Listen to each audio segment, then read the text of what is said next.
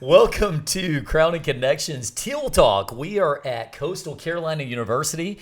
This is, of course, sponsored by the Grant Center, which we're always grateful for. And I'm here none other than my amazing teammates here, I'll call them. We have Danielle Van Dyke and Kobe. Welcome to the show again, guys. Hello, hello. Hi. Hello. Oh, hi. Man, she sounds so casual today. Like, hi. I mean, it's like, hello. right. And of course, we're very, very lucky today to have Laura Crowther with us, CEO of CCAR. Welcome. Thank you very much. Thank you for the invitation. Man, I was kind of surprised when you decided to come on the show with us. You're kind of a big deal around here.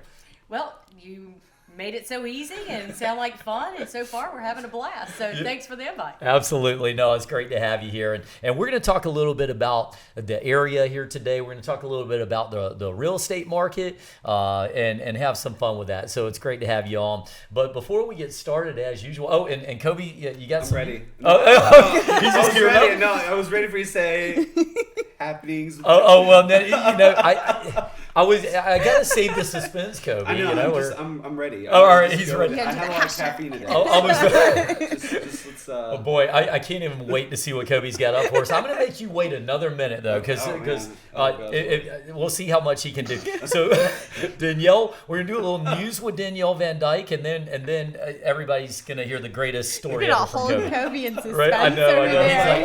He's like, he was prepared. Right. He looked at me. I was like, okay, I'm ready. He even had his stance ready and everything. It was great. Anyway. So, I mean, really what I wanted to talk about today, with the latest leadership grand jury class that's about to start soon with all of the applicants that have been doing. I just graduated from leadership grand jury 42, and when doing a little bit of research into you before this podcast, I saw that you were part of a few different leadership programs as well. And just for anyone listening, especially if there's any students listening to the podcast, just keeping in mind, even when you graduate and go on to your careers and stuff, constantly learning and improving yourself and improving your leadership skills is just such an important part of developing your career and developing your skills. So just making sure that people know that there are those programs that are available. Specifically within our community alone, there's several different ones that you can do in leadership grand jury, and obviously is one that I definitely want to plug and encourage people to be a part of. I think a lot of great people have come out of that, and it's just so exciting to see that you've also done leadership programs too, and just, the caliber of your career and everything that you've achieved over the years. It's just awesome to see that that's also something that you are involved in too. So thank you. Yeah, it's so cool. And, we talk a lot about students when you're in college, going and get an internship and get involved with the school and get into a committee and things like that. But then you forget that after you graduate, you can still be making a difference and growing yourself. We had on our last show President Benson, and he was talking about a 73-year-old student. I think he said 73, that was actually at a class at Coastal, and she's working through towards the degree. And I just thought, wow, that's amazing. Never stop growing. And I feel like too many people, it's like, I'm 30 now. It's like, wow, that's so old. But it's like, but they're done. Like, I did all that. It's like, no, just keep going all the time. So, and I saw that too. The leadership aspect is really cool. So we do want to get back to that today, but very cool stuff. And by the way, Danielle just came off a leadership grand strand last year, and it was you guys are doing all kinds of stuff. You're doing murals and big habitat. Old mural. yeah, it was very, very cool stuff. So always great. Well, I appreciate that, Danielle. Good stuff. And so no, he's in the stands. There we go. And now I was a little early there. it was more. No, like I'm going to understate this a little bit. Now for the greatest ever happenings with Kobe. What's happening? No, I love it. Thank you. Hashtag happenings with Kobe. I'm a fan. Thank you so much. Yeah, I don't know. I'm going with it. I like And it. I love it that you just said you're a fan. He's a fan of his own thing, which I am too, by the way. Well, I'm chief of staff at Clock North, so I kind of talk in third person. True. So it dives in my personal life too sometimes. It's weird, but it's normal. Also, I have to put a plug in for a hashtag leadership grand jury class 40. Whoa! 40s never look so good. Wow. Dude, that's ours. 42 we didn't have a slogan, which makes me kind of sad. Yeah, boy. I have a slogan for the next 10, so I'll tell you. We need one for absolutely. our class. 42 is the class for you. That's what I came up with. That's right. 42 22 is the class for you. Yeah. Boy, that was good. It was just it's really awesome. And 43 is the class for me. Should I get into this next? I don't know. Yeah, it's all rough drafts here. Okay, right, I guess. But I like it. I love this community. So yeah, and Danielle's great. Their mural that they made this past year is fantastic. Right next to Grand Strand Brewery. Love it. But back to happenings with Kobe. So in the theme of our guest here today, I want to talk about the real estate program here at Coastal Carolina. So we have a minor for undergraduate students, a commercial and investment real estate minor. And then for our MBA students, excuse me. I had a lot of caffeine Too today. excited. I had a lot of caffeine today. So for our MBA students, we have a concentration in commercial and investment real estate. There's a lot that goes into each program. We have a lot of internships, a lot of really awesome programming. Laura serves on an advisory board. She's fantastic. But we're also in the process, the faculty they're in the process of approving a real estate development major, which I'm really excited about. It's going to be in partnership with Georgetown Technical College. We were just, last episode we were talking about that with President Benson. We have some awesome academic institutions in this region. So I love that partnership that's developing with the real estate development major. We're also working on with Appraisal Institute. It's a fantastic Jody Bishop, who's the president right now of the National Appraisal Institute. He's helping us out with that, create a curriculum for the students for that. Also CCIM, that's already in our MBA program. So I'm really excited about that. There's growth, So good. and it's cool. I love it. I love the real estate market here is awesome. Real estate is huge in our economy. So this is awesome. I love it. Well, that was. I don't know. I just had to put that in there. Now I was lock and loaded. I was ready for that. I was going to say, now I see why you were so excited, man. You were spitting some good fire there, right? Oh my gosh, yeah. That was amazing. Yeah. Well, and I can tell you that I think it is great what Coastal Carolina has done, the Grant Center and the real estate program there. I know that, I've been a member of CCAR for a number of years, and little known fact, I actually own a brokerage in South Carolina. So, and this is where Laura and I first met. Perfect segue over here. Laura and I first met years ago. I was on the legislative committee, so we got to know each other through that. And your leadership at Coastal Carolina has always been so great. So I know you a little bit, Laura, and again, welcome to the show, CEO of Coastal Carolina's Association of Realtors. If you would, tell us a little bit about yourself and how you got here. Okay, well, thank you. And as you said, we have known one another for quite some time, and I have always admired your leadership skills and passion for not only the industry and what we do here on the Grand Strand, but also just your passion and zeal for life. You see it. You see it just here today. Just trying to keep up with Kobe right now. Yeah, I don't know how much coffee was consumed before I got here. But I am a native South Carolinian. I was actually born and raised in Florence, South Carolina. I attended public schools in Florence, and then I moved to Charleston to attend College of Charleston and finished my degree in mathematics and minor in history from Francis Marion University. So, I've really kind of bounced around the state a little bit, but I've always stayed in South Carolina. I love South Carolina. Yeah. After I moved back to Florence to finish my degree, I went to work for a family-owned business in real estate, of all things. How about that? Yeah. My uncle and aunt owned a real estate company in Florence, had owned it for a number of years, and I was actually going to college full-time and working part-time for them. And during that, I decided to obtain my real estate license so I could actually answer the phone calls and answer questions, because as an unlicensed individual, all I could do is say, thank you, hold one moment. Right. And that's not your style at all, I can picture. Well, back then, that was a long time ago. Back then, I probably was a little more apt than now. But fast forward, I've got very involved with the real estate industry. I actually sold real estate for 11 and a half years in Florence, and before I decided to move on. And as folks in my industry and association management call it, I moved to the dark side. Whoa. to association management. And that was quite fun. But the beauty of the experience of selling real estate, not only in my hometown, but also being invited to participate, and that's an important word. I'm going to come back to that in a minute. But being invited to participate with our local association of realtors by folks that I admired and really wanted to learn more about the industry. In doing that, I was I moved through the chairs, if you will, serving on committee after committee, learning about the industry from my peers. And in 1999, I was invited to, or asked by individuals on the board if I would consider running for president. So in 1999, I was the youngest serving president of the Florence Board of Realtors. It's now PD Realtors.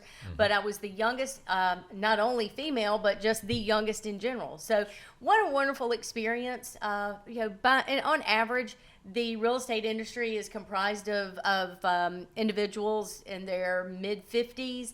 And at that time, I was in my 20s. I'm not even sure. Yeah, I was in my 20s. So, what an experience. I learned a lot. And I think by virtue of trial and error, but also what doesn't work, you learn from that and you fail forward. I can't say that we had any great failures, but we certainly had some challenges ahead of us at the time. I don't recall if you know anything about the multiple listing service, but back in the 90s, we still had books. We didn't have the computer and the quick access to type it in and get the information. The information we had was old. Yeah. So I was the president that transitioned from the book for a bunch of, let's say, seasoned real estate professionals that were used to their Bible, their book, if you will. And I had many say, "You're trying to put me out of business. Why are you trying to put me out of business?" And you learn from experiences like that.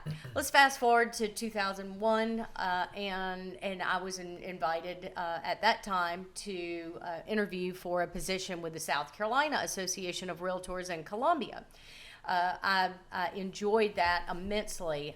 Not only did I get to experience the other side of real estate, I got to learn more from other regions, not just Florence. I got to travel and learn about real estate in other states and other countries, and that was a wonderful experience. In 2008, and I will mention this because this is part of my story. In 2008, I think we all remember what was going on in the economy, and the economy wasn't great. We were beginning to see a tremendous downturn in the housing market and the overall economy. And good leadership skill, our CEO at the time invited me into his office and said, "Laura, you're the senior vice president. We greatly appreciate everything you've done for us. But unfortunately, we're having to make some cuts, and we're cutting our budget by 25%, and you're part of that 25%. Oh, wow. That was amazingly devastating for me. I had never experienced anything like that. But the one I mentioned that, and I often share that story, is because you learn a lot about yourself. You learn a lot about your perseverance, and what kind of passion you have deep down. No doubt. I did manage to rally pretty quickly. I started my own consulting business, and then, as luck would have it, I was reached out to by some individuals here on the Grand Strand. They said, "Hey, our CEO of 26 years is retiring, and we would like to see if you would consider coming to the beach and interviewing for the position." And I thought, well, let's see. I just found myself gainfully unemployed in my first year of marriage. I think I'll take you up on that invite. We'll check it out. We'll give it a shot. You're trying to play it cool at that point. I'm still. Of course. Oh yeah. No, maybe I'll see. But keep in mind also that was 2009. The economy was still pretty rough, and I was one of 150 people that interviewed for the position. Oh my gosh! Wow. And I very fortunately, apparently did well. After a 3-hour interview, they invited me back the next day and offered me the position. Wow. So I went home and told my husband on our first anniversary, I said, guess what? We're moving to the beach. That's awesome. And I gotta, before we get too far, what did you tell them at the interview to get picked amongst 150 people? Were you like juggling and like doing tricks? No, I think part of it was my passion for the industry and also my knowledge not only of the industry but South Carolina, the individuals, and I really knew the market well. Yeah, absolutely. Well, and two, and I hate to sound like I'm getting off track here, but you know, at that point in your career, quite a bit of credentials. I mean, you know, look back on it, you were the Florence Board Realtors Realtor of the Year, I believe, at one point. So you had success in the industry. You were like almost born into the industry and a local person, so you knew the industry so well. So I think that obviously that passion came out in the interview clearly. Absolutely. I actually participated in the first South Carolina Realtors Leadership Program in 1999, and that was groundbreaking for me. I learned things about myself and about my leadership style that I never knew. And I wish I had taken the opportunity to learn and do more sooner. But there's no better time than the present to groom your skills. And Rob, much to your point earlier, is I encourage people to be a lifelong learner. I think it is so important that as you move through your career that you continue to read, that you continue to learn, and you continue to groom your skills. Because the old saying is so true: when you stop growing, what happens? You know, the rot sets in. And we all have to make sure that we stay top of our game. Are we going to have setbacks like I did? Yeah. But I also find that those setbacks help make you stronger. They help you identify your strengths and where you can build on those. And the other thing that is so cool about that is there are other people that are strong in areas that you're not. And if you're wise enough to invite them to the table, they can help you shine even better. Absolutely. And that's such a great story, because I think people can get behind it when you had so much success and people want to know what you did. But I think this is very human when you have that one setback or two setbacks, or it doesn't matter how many, and you're able to come back from that so successfully.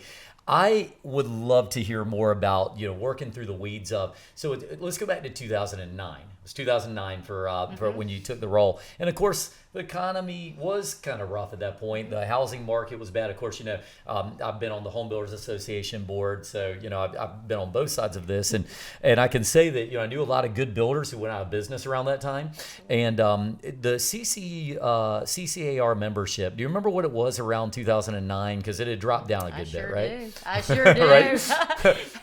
When I accepted the position and moved here, we had 3,200 members. Okay. And in the course of 1 year and trying to juggle a budget, we dropped to 2,300 members. Wow. That was pretty significant. And that's where some of the revenue comes in, obviously, right? Yes. So. Yes. Yeah. Now, for comparison, for people who are listening and don't know what that means, and we're, of course, in Myrtle Beach, South Carolina, what's the membership at as of today? We are just over 5,000 members. Ooh, boy. Amazing. Yeah, so it's a real testament to yourself. And, of course, you know, the market has been coming back. But I think that there's so much planning had to be done right, because one thing I can say about CCAR under your leadership, which I think ever since I've been affiliated, it's been under your leadership. You guys have always done things the right way. I know you got such a great staff over there from, you know, I think Heather's still there and everybody. And one thing that struck me about the way you guys do things is these are also people you hire that are passionate about what they do, and they're there for a long time. I mean, a lot of your staff have been there for a while, right? Oh yeah, some of them have been there much longer than me. Yeah, right. Yeah. How do you keep your staff motivated over there? I mean, what's the trick to keeping employees in 2022? We work hard and we play hard. Play hard, I mean, right? truthfully, we have fun with it. You know, I mean, no 2 days are the same, but we make sure that we laugh a lot. We love each other. We treat each other well, and we have fun together. But you know, when it's time to buckle down, we call it all hands on deck. We're all in it, and you know, it doesn't matter who's leading the team. I'm not always the team leader. Sometimes I'm the team member. Yeah. And that's how we operate. So it gives everybody a chance to grow and shine in their areas of expertise, and we support one another. So that really is what motivates us. What do you think as you were coming up through it, and we have some powerful women at Monarch Roofing. I can say that for sure. I mean, Danielle, our marketing director, she's amazing always. And Keep going. I'm just kidding. What else did you write about? No. She's been amazing, but we have a lot of amazing women leaders. And I can imagine you're in an industry that had a lot of women in the industry, but probably somewhat, as far as the leadership, a lot of men, right, at that point. So tell me kind of what inspired you to be like you are, and to be such an inspiration for, I think, females that are looking at growing into these leadership positions over that time frame. Well, there was a time that women were not allowed to join the Realtor organization. Wow. It hasn't been that long ago, Gosh. actually, at least in my lifetime. So there have been a lot of strong, good, solid women leaders that have come along the way to help pave the path for individuals like myself and other females in the business to succeed. So we're thankful for that. There have been a lot of opportunities, set my way because of others that have been instrumental in making that happen. Yeah. But right now, for our organization, we are majority female. As I said, the average age is somewhere in the early 50s. I'll just keep it at that. All right. Also known as the late 40s. But when you're in your 50s, it's just literally. That's the new 30, right? Right. But we also, we have about 51% female to male, which is it's a good healthy balance, but it shows how much the industry has changed over a very short period of time. We do have a leadership program, and part of that is trying to grow solid leaders. We welcome everyone, male, female, folks from every walk of life, every life. That's the beauty of our organization, is that we have so much diversity that everybody brings something unique to the table. Very much so. And I want to talk a little bit about, talking leadership, of course, about being an advisory board member for CCU, like we talked about, and how you got into that role. So you've been on the advisory board for CCU for a little while. Tell us, how did you get into that? Did CCU invite you to that, or did you have to apply? How did that work out? Well, if memory serves me correctly, I believe I was invited. Nice. I met with the dean at the time, and just asked a lot of good questions. And I think if I could impart one piece of advice to anyone that's listening, is that if you're invited to participate in an organization or on a board, ask good solid questions so you know what the organization is, who they are, what their mission is, and then what the expectations are. Because so often I have served in a leadership position with individuals that didn't ask those questions, and they didn't have the time to give.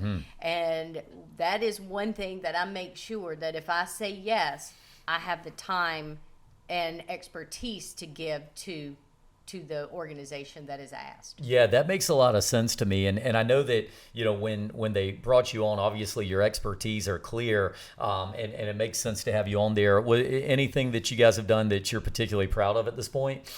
Well, I mean, just watching the whole real estate program evolve and develop, I think it's great. Kobe's done a great job. All of the individuals that have been involved with it, and one of the greatest pleasures was meeting Mr. Tony Grant, who is involved, or actually the program is named after Tony. He has introduced me to some areas of real estate and some things that I was not aware of. So, gosh, that's just a benefit all in and of itself. Yeah, absolutely, and it's kind of amazing to me to think just how much you can pick up from people, and to go back to something Danielle talked about earlier, and you talked about, I believe that the most professional growth I've had as a professional has really been when I got involved with something, whether it was, I remember that first, and anybody who's ever been to an event the first time by yourself, especially if you go by yourself, it's that cold, lonely walk through the door. And I'm a pretty social guy, but it's always that thing where, you meet people, it's like, oh, hey, good to see you again. But when you get on a committee or you get on a board and you really start to get to know the people intimately, that's when you do your most growth, in my opinion. So well done there for sure. I want to talk a little bit about the industry, okay? So the market has been phenomenal over the last couple of years at least, and we've been on a steady growth progression since around 2010. Where do you think we're headed right now? Are there headwinds, or is real estate just continuing to pop up for the next few years? Well, all predictions show that the real estate industry will remain relatively strong through 2023. Okay. We are beginning to see some cooling in the market. The past several months have shown a slight decrease in pending sales and closed sales. We're also seeing a little bit of inventory tick up, which was much needed. At one point, we were down to about 3 weeks of inventory, which is unheard of. The national average, or at least what the experts say, is that 6 months worth of inventory is a good, healthy number. And we're at 3 weeks. We were at 3 Wow. weeks. Okay. We just moved up to 1.7. Okay. 1.7 Months. 1.7. Sure. Yeah. So that is another good factor for buyers in the market. But the one thing that we're continuing to see is the median price range tick up, and that is going to continue because although sales are beginning to slow, inventory has been a big part of it, but the the prices are continuing to rise. It's kind of like that basic economic principle of supply and demand. We don't have that much supply, we have a lot of demand, and really right after COVID first hit, right? I think a lot of us had that question mark of, what's going to happen? Is the economy about to? And really, at least local to Myrtle Beach and some of the more popular South Carolina areas, I think about places like Hilton Head. We all did very well. So the prices are going up, the median's going up. Is there a concern in the affordability of housing for just, the common person who's trying to work here, though? Obviously wages and price of the homes, are they staying in a zone that people can afford homes that aren't just coming in from out of state? Well, that is certainly a concern. It's not just about those that are coming in from out of state that may have sold a home for considerably more and they're coming with cash or the availability to buy. But we still have to remember our neighbors, the folks that are in the service industry, our first responders, our teachers, first-time home buyers. We still have first-time home buyers here in our market, as well as our retirement community. They're a huge part of what makes up the Grand Strand, and a lot of those individuals are on fixed incomes. So that's super important that we make sure that we keep a very close watch on the affordability so everyone can enjoy home ownership or at least affordable rent. And I know a lot of legislative things have come out, come through the woodworks about, trying to have affordable housing of some form or fashion. Do you see the state really supporting that initiative? I know obviously there's some bills out, but do you see a driving momentum towards getting affordable housing, or is this something that's just going to kind of sit in the legislative seat for a little while? It's always a topic of concern.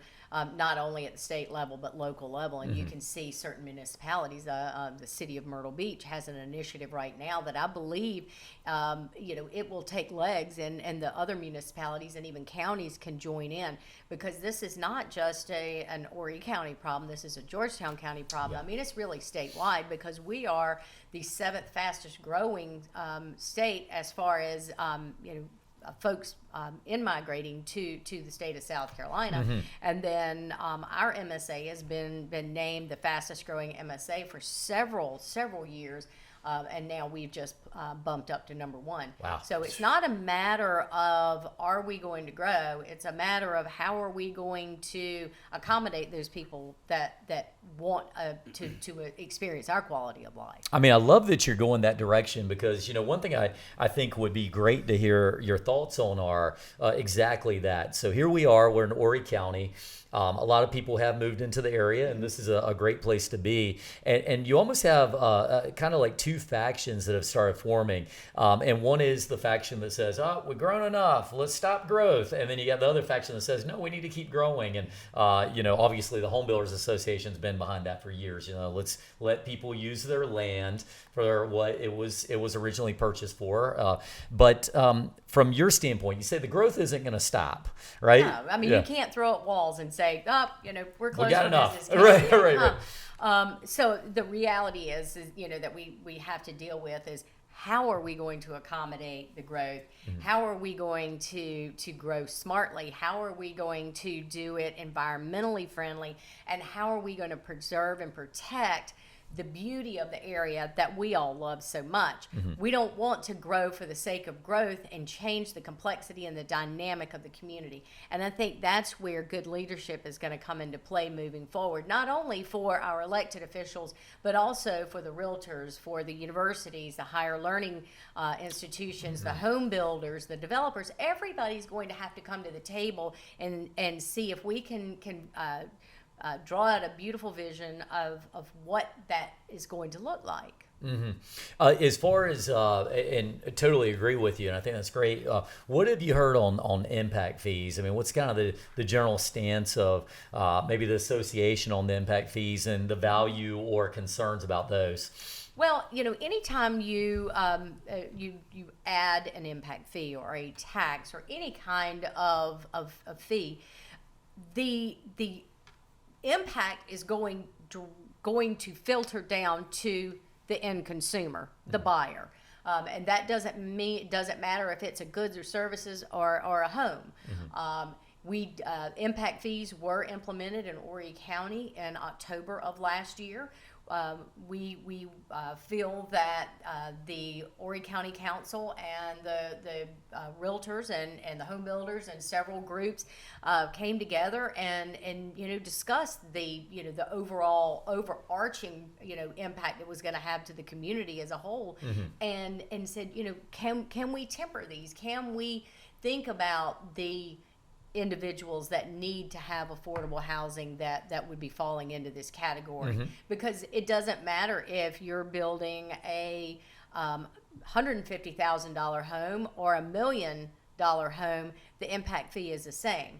That is the way state law is written. Therefore, mm-hmm. the impact is far greater for the workforce housing right. than it is for the higher end properties. So that's one of the things that we always keep an eye on, is making sure that we're looking out for the end consumer. We want to make sure that housing is achievable for everyone, and it doesn't always mean that it is purchase. Mm-hmm. Everybody is not designed or is not ready to buy a home, but rent. And that's another thing that we're seeing a high increases is in rent, mm-hmm. and therefore that pushes people further out of the market. Further out of the market, and maybe both monetarily and also geographically. Yes. All of a sudden now you're having to move out to Gallivan's Ferry perhaps to come into town and work, and that's really interesting. When I was in the home building industry, we had to look at things like impact fees, and the point for anybody who hasn't really heard it is the impact fee is for the growth that comes into the area, and how do we handle that impact when you put in a giant new community. The police officers and the firefighters and maybe the water and sewer authority, and all the improvements need to be made. So we always recognize there is a place for a proper fee, and just making sure it's not unduly placed on the home buyer. Exactly. Because gosh, at the end of the day, people are like, yeah, we're going to get it to the builders, but the real deal is it goes to the end buyer. Yeah. Because the builders are not charitably paying for the builders, for the impact fee. So. Well, if I might add too, the other thing that we need to take into consideration right now is in with the inflation that we've seen mm-hmm. Over the course of the past year, households are paying on average about $200 per month more than they were a year ago. Wow. Therefore, that decreases the affordability or people's ability to buy homes. Interest rates have risen exponentially. I mean, when I say exponentially, I bought my first house and the interest rate was 10%, and we're nowhere near that right yet. But I say that we have been very, very accustomed for the past number of years to 4% interest rates. And when that goes up, that the ceiling for affordability goes down. Mm-hmm. So those are things that we keep an eye on all the time. Yeah, it's amazing stuff. And you can see, I read a study one time that, and I don't want to even say the stats because it was, at this point I'll kind of have them all messed up, but it was something to the effect of every time a house goes up $1,000, you can X a certain amount of people out of the market that can qualify for that home. So just stuff we always need to be looking at. So affordability is a big thing. I do want to kind of, as we get towards the back end of the show, I want to talk a little bit about what inspires you. You've obviously had a great career. You're inspiring to many others. Do you have anybody in your life that you look at and say, wow, that was, kind of who I modeled myself after, or just a book that you're reading, anything like that, that got you to where you are? I've had mentors along the way, and at different phases of life, inspiring me and encouraging me along the way. I won't call any names, but and some of them may not even know. That's a really neat thing about a mentor. But the thing, what motivates me every day is I love what I do. Mm-hmm. I love the industry. I love helping people achieve the dream of home ownership or property ownership. Mm-hmm. And although I am no longer listing and selling real estate, what I do directly impacts those that help others achieve that. And to me, there's no greater calling. There's really no greater calling. I absolutely love it. I love serving our members, and I love the Grand Strand. So it's very important to me that we are good community members. Realtors are your neighbors. Mm-hmm. Realtors give back to the community. It is amazing, and I know you were a big part of this when you were so active with our association, is that realtors give back their time and talent so much to the community, whether that's Habitat for Humanity or if that is philanthropic endeavors. There are so many hours that are given either through our organization or independently.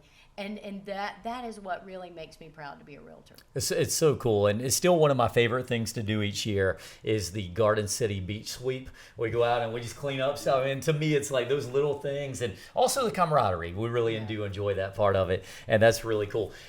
As we get towards the last few minutes of this, what would you tell somebody that is thinking about becoming a realtor, maybe even going to Coastal Carolina and getting into the program?